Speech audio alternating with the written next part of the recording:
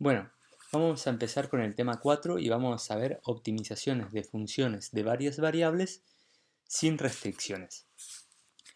¿Qué significa esto? Significa que vamos a tener un problema de optimización al cual vamos a llamar problema P, como siempre, y este va a ser un problema que no va a tener ninguna restricción. Y esto sucede cuando el conjunto factible de soluciones del problema es igual al dominio económico o al dominio matemático de la función objetivo. ¿Qué significa esto? Si recordamos cuando vimos la solución gráfica de problemas de optimización, lo que hacíamos era tomar el conjunto de restricciones, dibujarlas en el gráfico y todos aquellos puntos que cumplían las restricciones constituían lo que nosotros denominábamos el conjunto factible de soluciones, es decir, todos aquellos puntos que potencialmente podían constituir una solución de nuestro problema. Fuera de este conjunto factible no podíamos encontrar una solución a nuestro problema.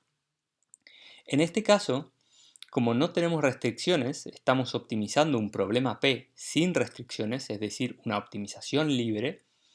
El conjunto factible no está delimitado por restricciones, sino que el conjunto factible va a ser igual al propio dominio de la función, ya sea este el dominio en términos económicos o el dominio en términos matemáticos.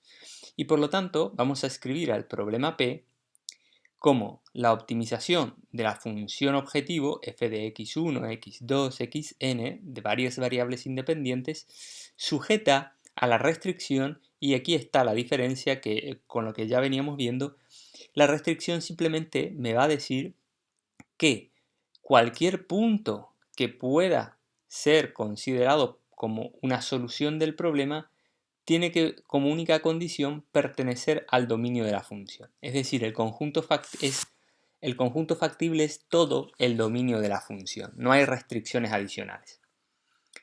Esto implica, desde luego, que cuando querramos optimizar una función f de x1 a xn y encontremos valores extremos, tanto máximos como mínimos, que podrán ser relativos o absolutos para el problema, también vamos a estar encontrando extremos relativos y absolutos para la función. Es decir, lo que encontramos para el problema es válido para la propia función, porque en este caso el problema y la función son prácticamente lo mismo, ¿no es cierto? El problema es la función dentro del dominio, por lo tanto no hay una diferenciación entre problema y función. ¿Qué es lo que vamos a suponer a lo largo de este tema 4? Vamos a suponer que tenemos una función f de x1, xn es nuestra función objetivo, que es continua en todo el dominio de la función.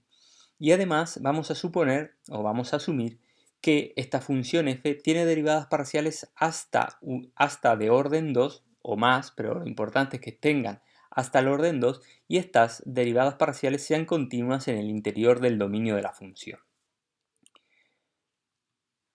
Vamos a pasar ahora entonces a definir, al igual que lo habíamos hecho para el caso de optimización de funciones de una única variable independiente en Matemáticas 1, vamos a definir a qué llamamos punto crítico. Vamos a decir que x sub 0, que está escrito como un vector, es un punto crítico. Fíjense que estamos diciendo que x sub 0, el vector, es un punto. ¿Por qué? Porque como tenemos n variables, necesitamos n coordenadas. Vamos a pensar qué pasaría si tuviéramos una única variable, si tuviéramos la variable f de x. En ese caso, si tuviéramos solamente f de x, el punto en el dominio está representado por el valor que toma x. Si x es igual a 2, entonces ese es un punto en el dominio.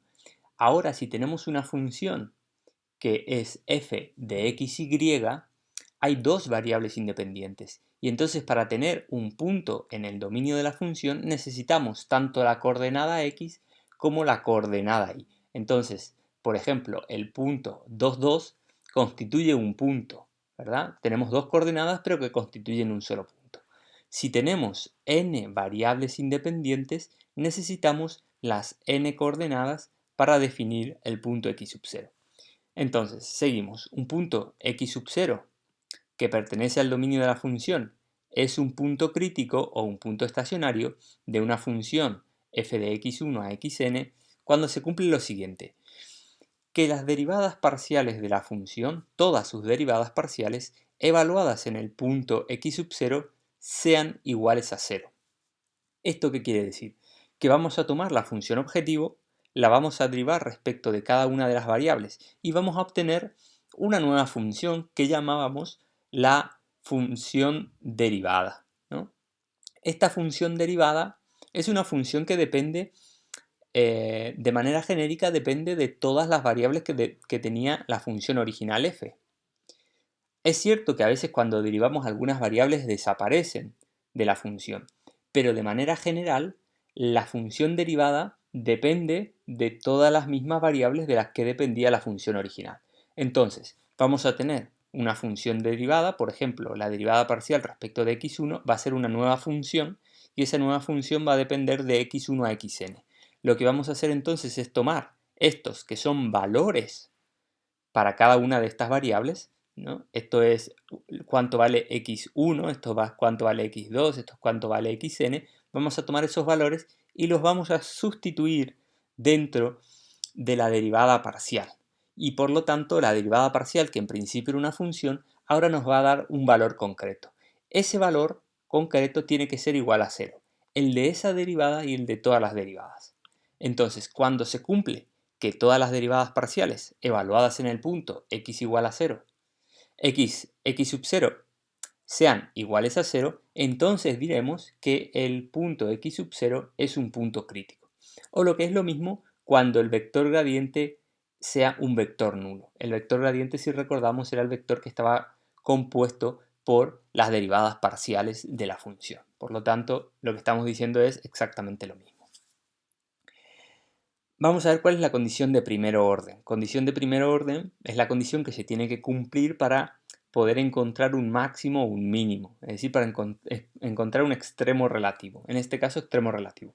Fíjense, la condición de primer orden dice lo siguiente: si la función f de x1 a xn tiene un extremo relativo en el punto x sub 0 que pertenece al interior del dominio de la función, es decir, que tenemos el dominio de la función, en el interior del dominio hay un extremo relativo que está en el punto x sub 0, entonces x sub 0 es un punto crítico de f. ¿Qué me quiere decir esto? Vamos a darle vuelta, que es lo que está en el último renglón, vamos a darle vuelta al enunciado para entender lo que me está diciendo. Me está diciendo que solamente en los puntos críticos de f puede haber extremos relativos. Esto quiere decir que si yo quiero encontrar un extremo relativo, ese extremo relativo estará en un punto crítico y por lo tanto, como un primer paso, tenemos que encontrar los puntos críticos, porque si hay un extremo relativo, es decir, si hay un máximo o hay un mínimo, van a estar donde estén los puntos críticos y por eso es importante saber lo que es un punto crítico y saber encontrarlo. Saber lo que es un punto crítico, que es esto, y saber cómo encontrarlo. ¿Cómo lo vamos a encontrar? Como lo hacíamos con funciones de una única variable independiente. Vamos a igualar las derivadas, en este caso vamos a igualar las derivadas parciales, todas ellas iguales a 0, y vamos a encontrar cuáles son los valores de x que hacen que estas derivadas se hagan igual a 0. Al encontrar el valor de x que hace eso, lo que estamos haciendo es encontrar el punto crítico. Ahora vamos a ver gráficamente para una función de dos variables qué significa que estas derivadas parciales sean iguales a 0.